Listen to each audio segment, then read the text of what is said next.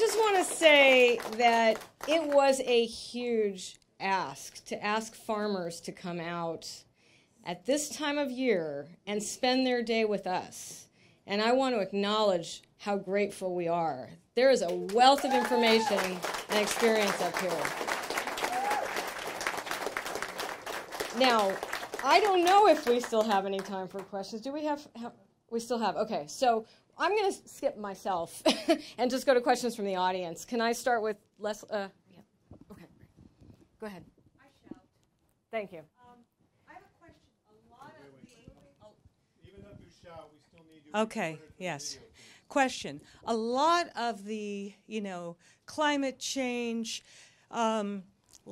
literature and language has been go vegetarian, go vegan, get away from that beef and cattle, and I'm sure, it's all focused at the poultry farms and the huge big ag.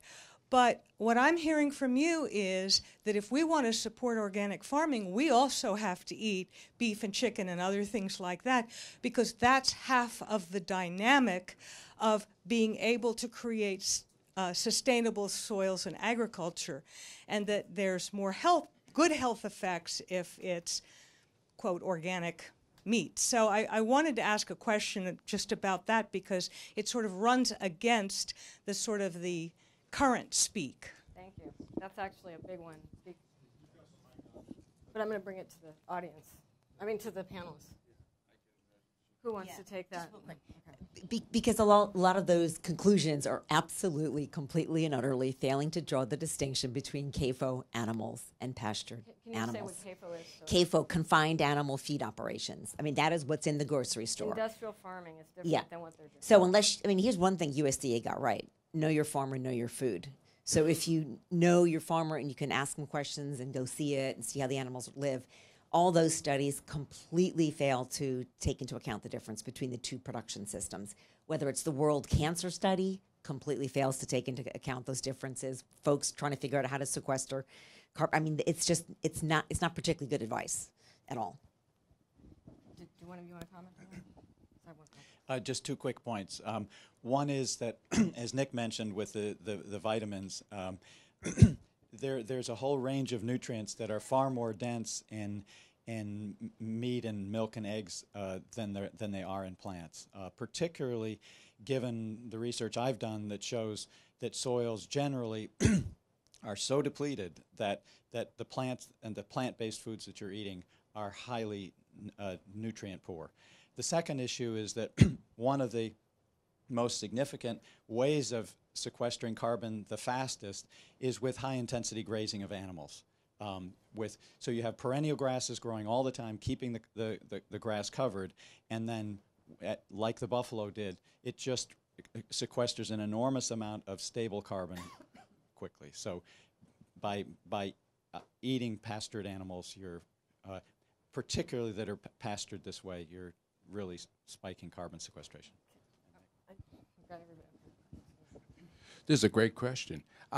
We all want to talk about it.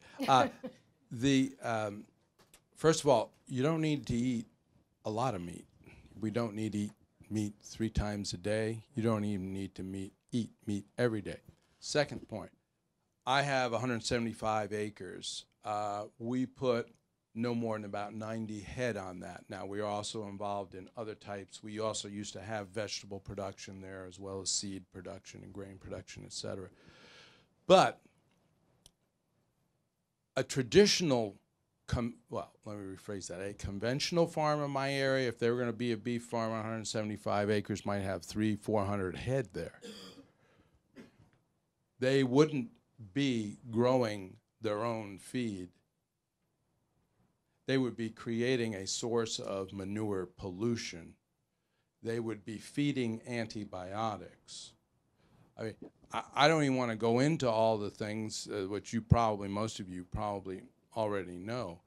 But so perhaps the question is, the answer is a little bit of moderation. We're not a beef farm. We're an integrated farm.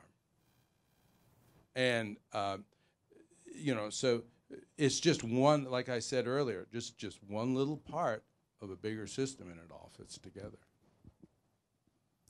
No, he said, I just want to acknowledge that there are a lot of people who choose to be vegetarian for other reasons. So, and there's absolutely nothing wrong with that.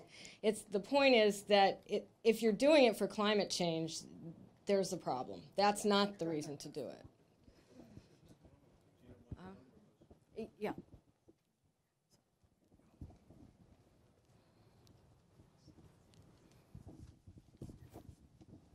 First of all, thank you. The fact that we have both men and women farmers here is worth something noting, and thank you. Our lawyer farmer, you mentioned, Cleo, carbon sequestration, I'll never say that right, carbon sequestration legislation. Do you have an example? I live in a state where I don't know if that's happening now or could happen, but it would be nice to know where you could go and find an example of good legislation in that regard. We're going to cover it on the last panel if you want to, unless I know. Yeah, they're gonna cover it this afternoon. But Maryland, they're going through defining it right now. Vermont has a piece of legislation that they attempted to pass last year, which was poor, and there was a better attempt this year. And California's doing a pretty good job. I'm looking at the legislative history of what they're doing in California. That looks fairly good, but you guys have a lot more to say. Yeah, we'll go into that in the last session. Also, apparently we have some questions coming in from Facebook. Do you want to? Yes, this is a good question that hasn't been covered yet. To you, Margaret, did you do soil remediation on your plot of urban land? And if you did, how? And can you just skip that by using raised beds? Soil remediation is a continuous process. We had the land that we have just recently, in trying to penetrate more deeply into the soils, we found a foundation of a house. So we had to remove that. We have bricks and so on. Many of the places that are available to urban farmers are also full of landfill and all kinds of junk. And so it's a constant process. That's what I was saying is we started out with thinking that what we could grow in is raised beds, but that is not, you have to really begin to penetrate the soil and change the soil. So we have been doing both. Next question. In the back. Yes. There's also plants that you can plant to remediate the soil, to absorb toxins. Yeah.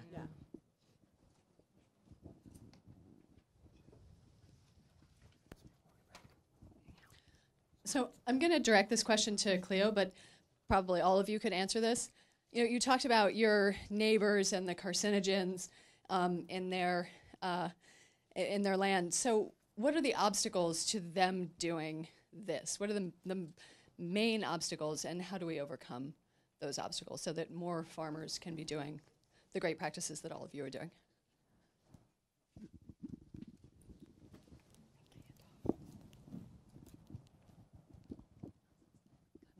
List, but I'll just do the top couple obstacles. You know, right now the system is rigged to heavily subsidize that predominant form of conventional grain agriculture. So one thing is to lobby and advocate for changes in the farm bill that will really meaningfully support small-scale sustainable agriculture. I mean, most of these grain growers who are farming 4,000 acres get over $1 million in subsidies every year out of your pockets to do this. Wow. You know, I got a $2,500 subsidy to build a $20,000 greenhouse. That was really great, $2,500. So that needs changing. The subsidy system completely needs changing. And there's got to be a revolution of people to demand that, because it's going to get worse, the next farm bill, than the current one is, as Nick pointed out. The other thing to change the system, landowners. I was a landowner. I was a passive landowner. I used my 156 acres to walk my dog.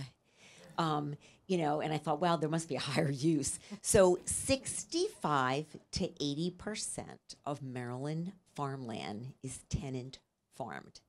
That means the farmer who's farming using these questionable practices doesn't even control the land. But the landowner, like me, is just walking her dogs and having annual meetings with the farmer asking, hey, you know, Keith, can you do this in a sustainable way? Sure. You know, the landowners have to be motivated, and, you know, organizations like this can, like, get a little education program going for landowners to say, be a part of something good. You'll have a beautiful pastoral setting. You'll have quail back. You'll have amazing food that your farmer will give you, and you might even get some money, and you'll know that you're cleaning up the bay rather than polluting it. That's the second way it happens. The third way is consumers just demanding it. I mean, like, I don't have trouble selling my stuff to Whole Foods and moms, but in my little agricultural community, I can't get people. I just stopped my CSA, first time in 9 years. I just can't. I'm the only certified organic vegetable grower in my county, which is the second wealthiest county in the state, and I don't have support there.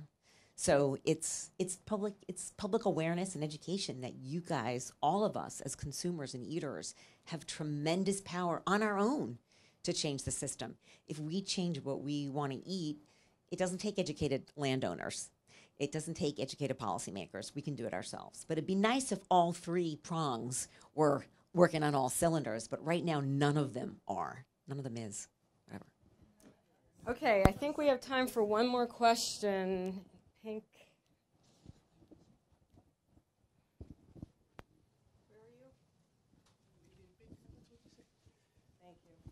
Hello, my name is Dr. Joanna Thanasopoulos Owen. I wanted to ask the following.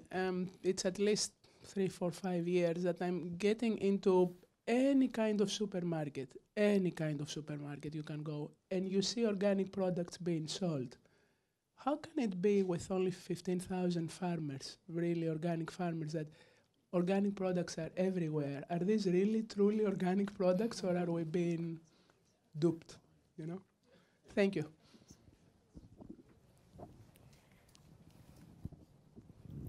Nick, you're going to take that one. Yes, I served 5 years on the National Organic Standards Board under the Obama administration. And this is obviously a question of what is an organic standard mean in terms of the final product you eat. Much of our organic products, by the way, do not come from the United States. You know, it comes from other continents and from Mexico as well. The actual standards are not a textbook for farming. How about I put it to you that way? I used to draft regulations as well. And when you draft a regulation, it's basically a set of prescriptions, things you can't do, pretty much. So if you meet those minimal requirements, much of what I just discussed, what Dr. Lowry discussed, what Dr. Nichols discussed, are not in those standards. What I do, probably 90% of them is not in those standards. So there's different ways to meet the standard and still be organic. One of the big issues.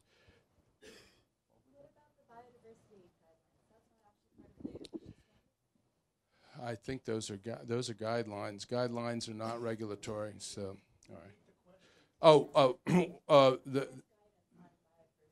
Yeah, there is guidance on biodiversity, but that's guidance. It's not a required standard. I guess you know. Let me just give you an example. Right now, there's a debate about whether or not you can produce organic food without soil.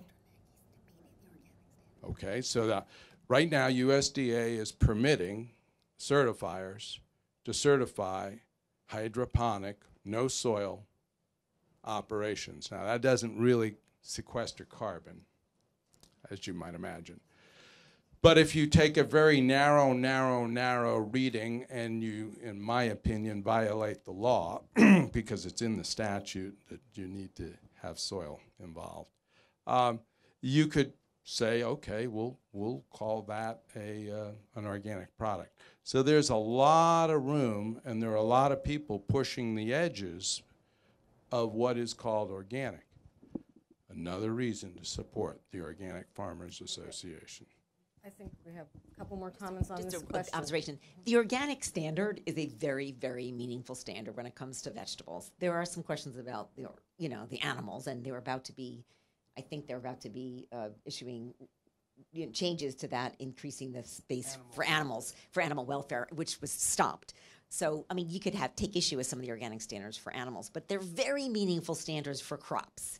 And yeah, just like there's a rotten lawyer out of every 100, and a rotten teacher out of every 100, and a rotten carpet cleaner out of every 100, there's a rotten, guy who puts an organic standard on his thing out of 100. But please don't demean the other 99. It's really meaningful. And if you were an alien landing on the planet and you were doing internet research, you would think organic was really super bad. Because there's a lot of trolls out there planting a lot of stuff on the internet that organic is really bad. There's a movement to destroy organic farming. And it desperately needs support. It desperately needs infrastructure that's built to support it, and it desperately needs support from the public. I think you guys wanted to comment too. Yeah. I was just going to say that the organic standard is not a nutrition standard. So in the sense that you're really aiming for more nutrient-dense food, organic is not necessarily going to help you. In general, some of the farmers who are farming organically, like Nick, obviously are producing extremely nutrient-dense foods. The most important thing, I think, with the organic standard, and I buy exclusively organic food, is because I don't want the chemicals. I don't want the pesticides. And it gives you a high level of assurance that you're not getting those chemicals applied. So, I just wanted to suggest that there's another standard that we use, and it's certified naturally grown. It is certified by other farmers. It's an international standard. It is not a USDA standard. And many small farms that are certified naturally grown use even higher standards than organic. Okay, I think this concludes our panel, and I want to thank all four of you again so very, very much for taking time out of your day.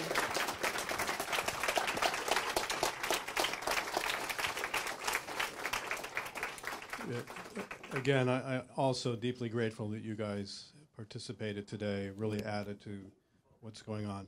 I want to ask your indulgence for another few minutes.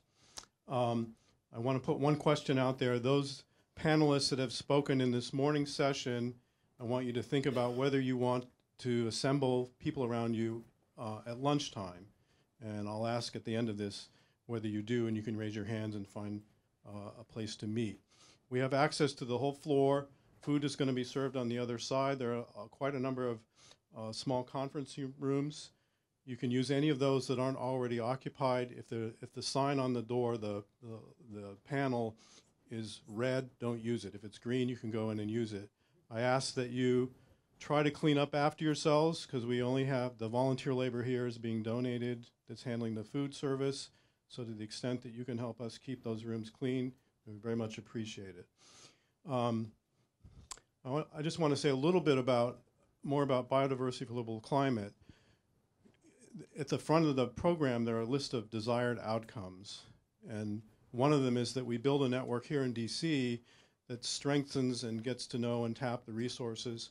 And I think as we've done more and more conferences here, we have more and more Maryland, DC, Virginia, Pennsylvania even. We have drawn upon more and more of the local resources. So again, we're grateful for you guys participating and letting us know what's going on here. We want to support that. We've done a number of things for our own edification. We've done a number of field trips to places like this, individually but also collectively. So if you'd like to know about those in the future, we can use your email address to alert you of that. One of the first visits after Gina and I and Sudhir, who may be here yet or soon, we met each other at the Boston conference, the Tufts conference in November of 2014, and we said we have to bring this back to DC. I think we're being successful at doing that. We had Adam and Jim, and we took them out to Annapolis to meet with some of the delegates out there and some of the representatives of the Maryland environmental lobbying groups like LCV and Chesapeake Climate Action Network. We got invited back to Annapolis to give a talk, and at that talk, Delegate Dana Stein was in the back of the room with his family, and he came up afterwards after hearing some of this and said, we have to make a bill about this.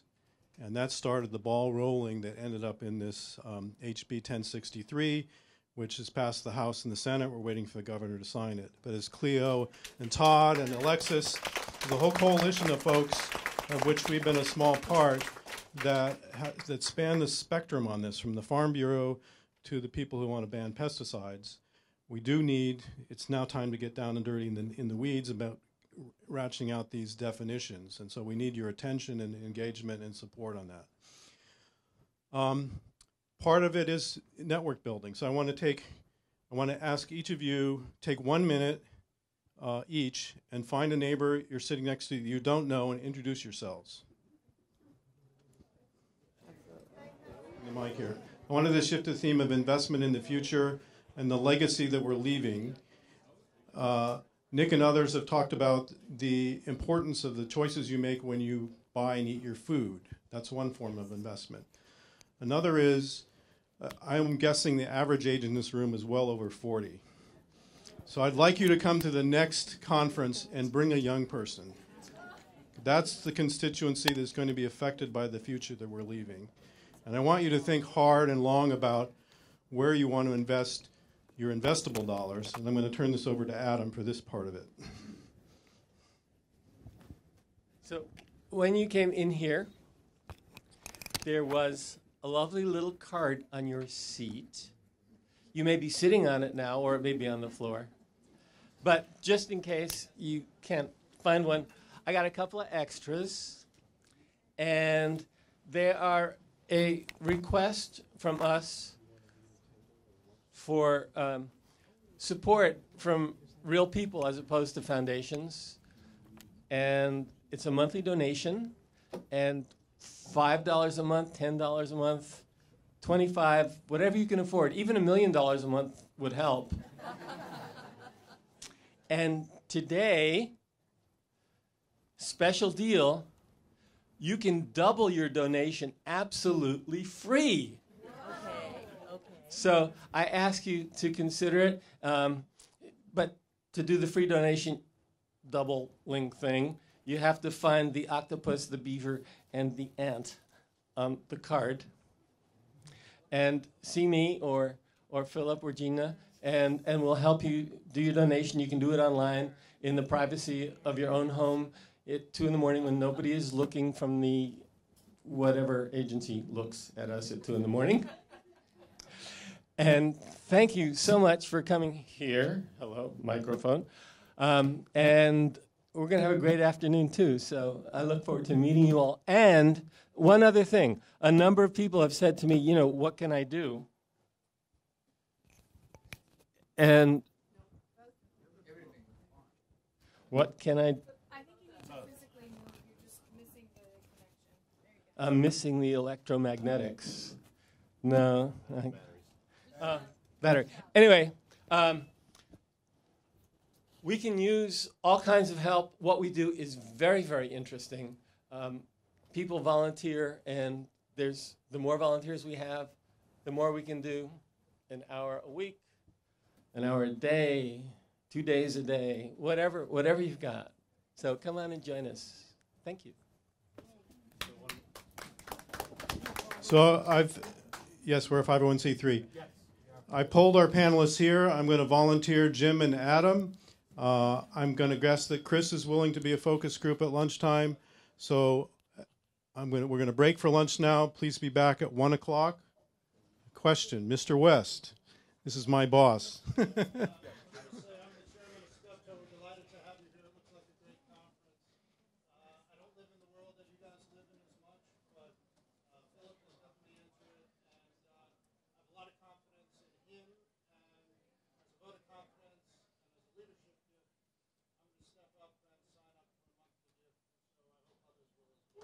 Thank you. So please find the person you'd like to have lunch with and buy them lunch and take them to one of the small rooms. We'll be back here at 1 o'clock. Thank you.